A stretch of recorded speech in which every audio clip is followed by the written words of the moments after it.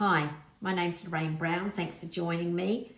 I'm a watercolour artist in South Australia, Adelaide, South Australia, and I enjoy painting lots of subjects, but a lot of florals, birds, animals, and I use a variety of techniques. There's so many different ways to paint in watercolour. I like to keep it interesting and mix it up. I don't always paint the same way for my subjects, so that I can keep it varied and interesting for me.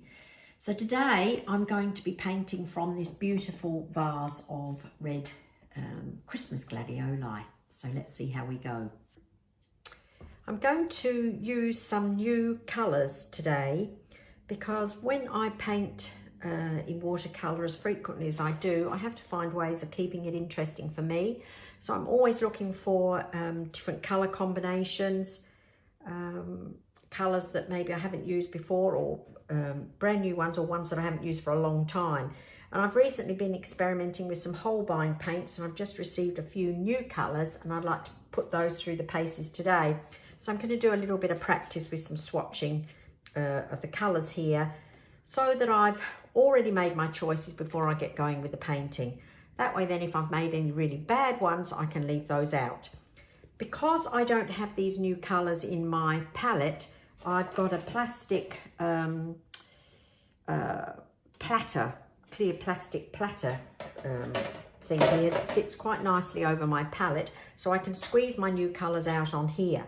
That way, if I'm painting and I really do want to get a little bit of a colour that I traditionally use, I can just lift it off and I can get the colour from there. I've squeezed a wee bit of paint out from each of these 6 tubes. I'm not sure about the others that I've got here, how they're going to fit in.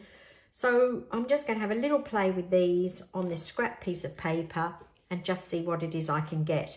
With the gladiolis that I'm painting today being red, they've still got a bit of a glow through them where the light is shining through. And I just don't want to have just flat red looking flowers. So I need several shades, I think, of the red and some interesting green. So I'm going to see how I go with a little bit of play here.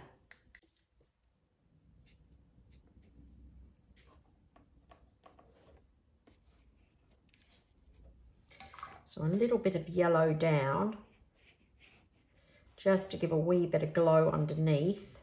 I have used a watercolour pencil here, which is, I was testing that out as well because I've just bought a few new watercolour pencils, and that's messed up that yellow underneath there a bit. So that was Aureoli. So I'll pop a little swatch of that there. Let's try a couple of these reds in there. Now I thought that this Pyrrol Red was more orange than the Cadmium Red Light, but when I've squeezed them out onto this palette here, it's actually the reverse. Let's just see if we put a wee bit of this down. So that is the Pyrrol Red on there. Cadmium Red Light there, which I thought, when you look at the tubes of these, this is why it can always be a bit deceiving and you have to do your own swatches. Let's see if you can have a look at this. But the Pyrrol Red, to me, looks in the tube warmer and more orange than the Cadmium Red Light. But when I put them down here, it's actually the reverse. So this is the Pyrrol Red, and this is the Cadmium Red Light, which is decidedly more orange, making it warmer to me than that one. So it's best never just to take the colour on the tube as gospel. It's best just to do a little bit of testing yourself. So this is putting, and I can see that when I put the Cadmium Red Light in here, it goes very orange, but that may well be okay where I can see the light shining through, and perhaps go for the Pyrrol orange, or even a little combination. When you do these little colour swatches here to work your colours out, it's so much fun. You see the paint moving around. You're not sort of being overly fussy with it because you realise it's really only just testing out colours. But sometimes I wish my paintings were this loose and free instead of getting to the painting stage and tightening up. But I think these colours will do it. And as I say, I really do want to have a little practice with these. And it's all right doing all of this type of practicing, just doing little studies and things. But at some stage or other, you do have to put new supplies through their paces to see what it is you get. So that would work perfectly all right. If they're not the exact colour of my Gladioli, it doesn't matter, as long as I get something interesting for the painting. Now, as far as the greens are going to go, I don't very often use just a straight tube green. They've always seemed to need something added to it. This is a colour called green grey. So it's on the darker side here. Could easily mix well, I would think, with that yellow. So if I take a little bit of the yellow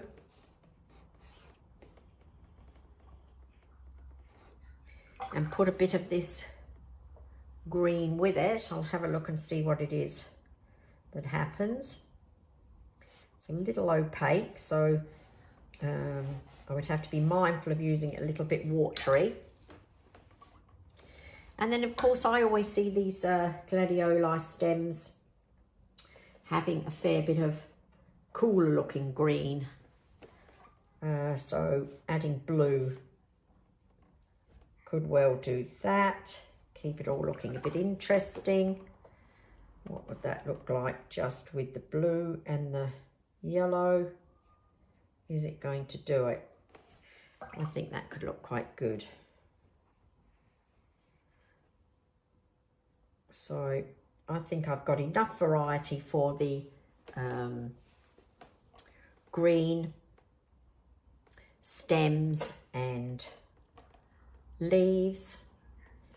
And where they have the buds that come out from them, of course, they then get the red on them as well. So I have to find a way of not ending up with mud, because when you mix colour opposites like reds and greens, you are going to get a bit of mud. So I'm going to have to give some thought as to whether I'm going to have to paint on dry for one part so that the colours don't mix. But I think for colour swatching, I think I'm happy with that. I reckon I can get what I want.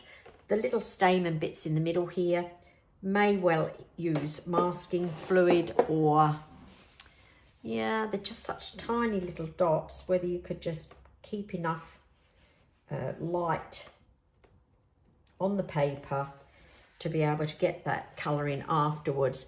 Problem is, when you use, you're trying to go around an area, you won't do loose washes because you're mindful of trying to keep an area free to do the stamens. So I'll just see how I go. So what I'm going to do, I think I could certainly make it up out of these colours, and there's that blue that I put in, and Holbein call this ultramarine light. And one other colour that I did squeeze out here is Indian red.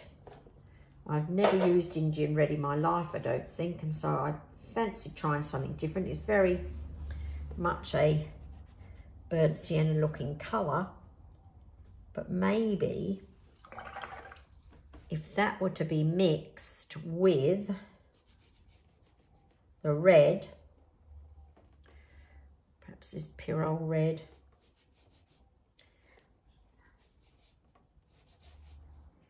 you could get the really dark tinges to the edge of some of these petals, or even the little shadowy bits in there. I think that could do that. I think I could do this. So I'm going to use that as well. So I'll quickly write the names against these here in case you want to consider out these colours if the painting works out.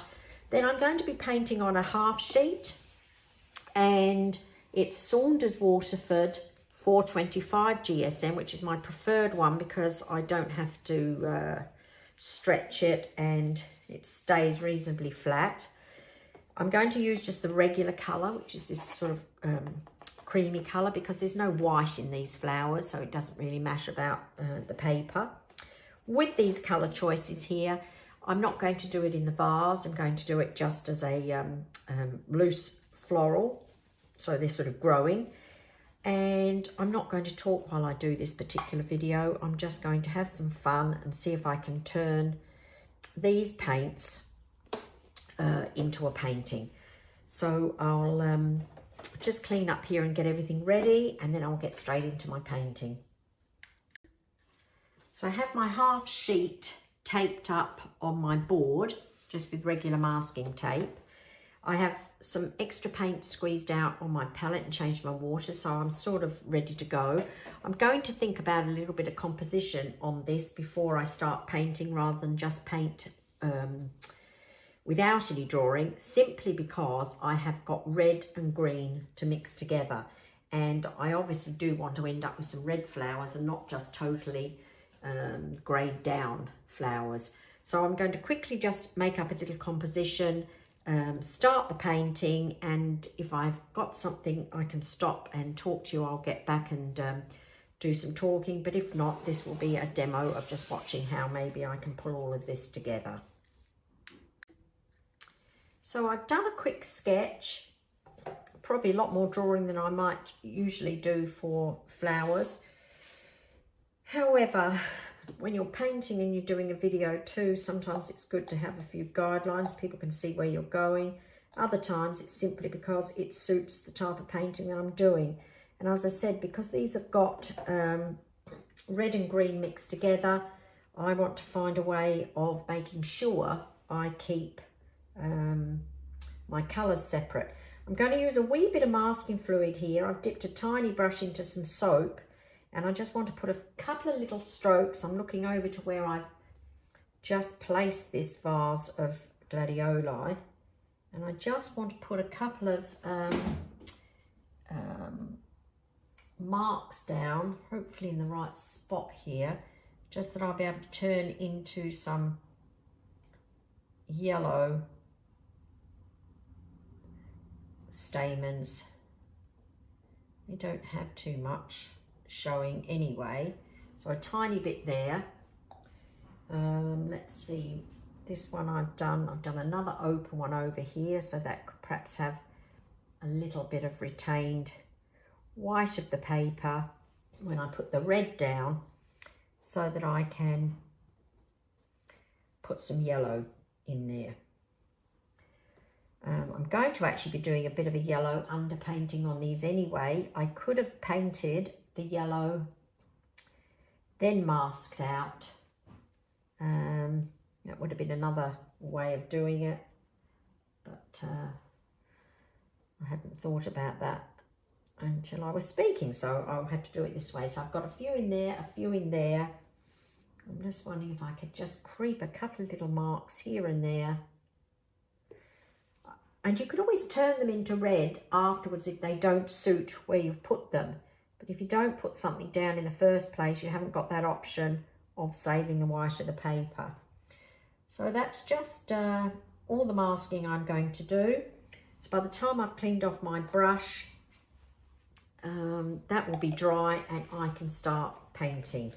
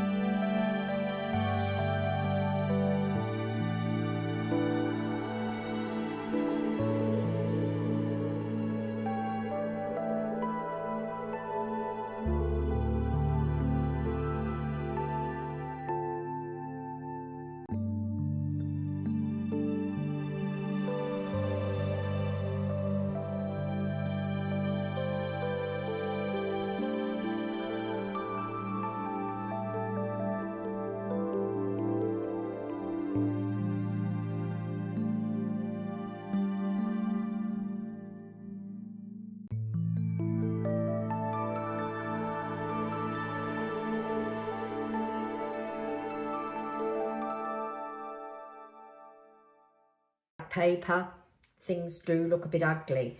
There's a lot of colour has gone down the bottom here, and you can see in places where it's got a bit muddy, where reds have hit greens. However, I'm hopeful of this being a darker bottom to the painting, you know, grounding the flowers in and keeping the light up the top here. It is the plan. So I'm hopeful that I'm going to be able to change some of this murky looking bottom area here into just what I need. I've tried to paint around the actual flowers that have got to be a bright colour. I've even lost my way a little bit with the drawing, but once it's dry I can refine my way, because I'll then be painting on dry paper and the paint is not going to go everywhere. So I'm going to take the time now for that to dry, clean up things here, and then start on the flowers and hopefully pull the background together. My first wash, background wash, is all dry, and as you know, watercolour does dry about 20% lighter than when you see it first go on the paper. Also, I wet around the flowers, so there was a little bit of water on the paper as well, so that would have diluted the pigment again. But now I have it all dry, I'm going to carry on with the painting on dry paper. I have more control. The paint is going to stay where I put it, which means I'll have to use soft, clean brush to move it around, but I'll have more control on the flowers. When I've got some flowers down on here, I will start thinking about what I'm going to do with the background to try and pull that together. There's a lot of thinking and painting at the same time with this type of procedure. You're not copying a photo. You're actually looking at, you know, a live bunch of flowers here for your inspiration, trying to turn it into a painting. And sometimes you've just got to find your way little bit by little bit to do it. But that's the fun of painting in this way. I love doing this. They are not all masterpieces at the end. Some come out better than others, but you learn a lot while you're doing them. And of course you have to make a lot of decisions, which is, you know, part of the fun. So I'm going to paint on dry paper now, variety of brushes, you know, some mops, rounds, anything to help me get the job done. With my little swatch that I started off with, I put some yellow down for the flower, and I'm going to do the same on here.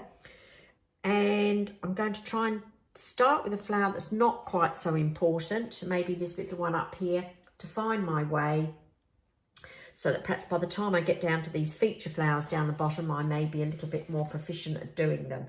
So let's see how we go. I'll just put this on a little bit of probably speed painting, because this part of the work might take me a little while.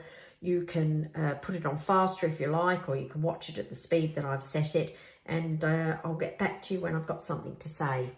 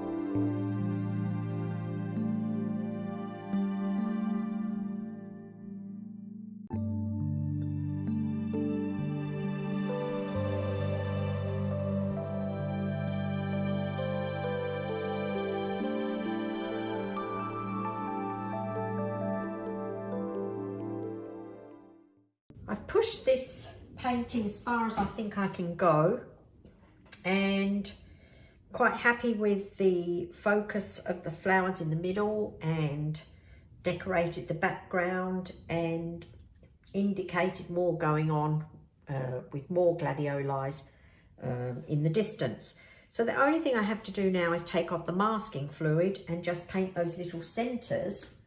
And providing your painting is dry, it's okay to rub this off. It's a little bit wet in other places, but not on the flowers. So I just take the masking fluid off, and as always, you have some sharp marks where it's gone down, and you've got to sort of add the colour that you want, but soften the hard lines that have been left behind.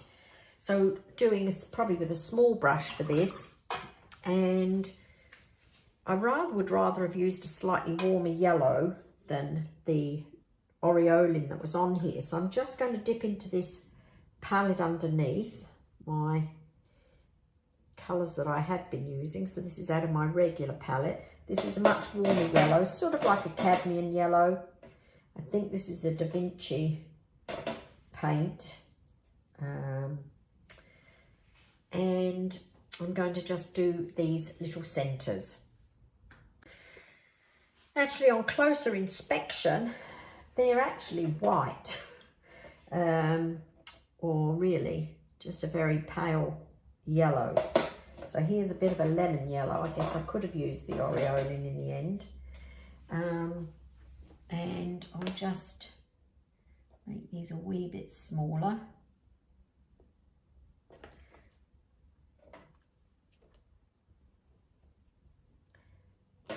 On the Gladioli bunch that I've got, you could hardly see these. They were sort of hidden inside the flower. Just this one up here has to be just fixed up because it doesn't make sense going over the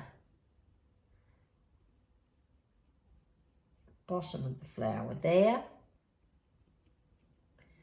That's better. And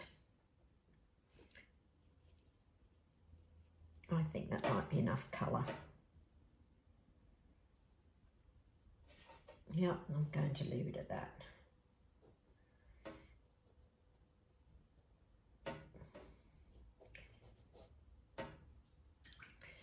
So, one bunch of red Gladioli.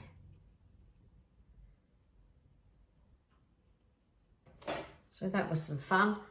Yeah, I'm going to call that done. So hope you've enjoyed seeing how I go about making something up from life, but making up a lot of it as I go along, having some fun, testing out the new colours, basically sticking to that palette really. And yes, I'm quite happy with how that's turned out. So thanks for watching. Until next time, bye.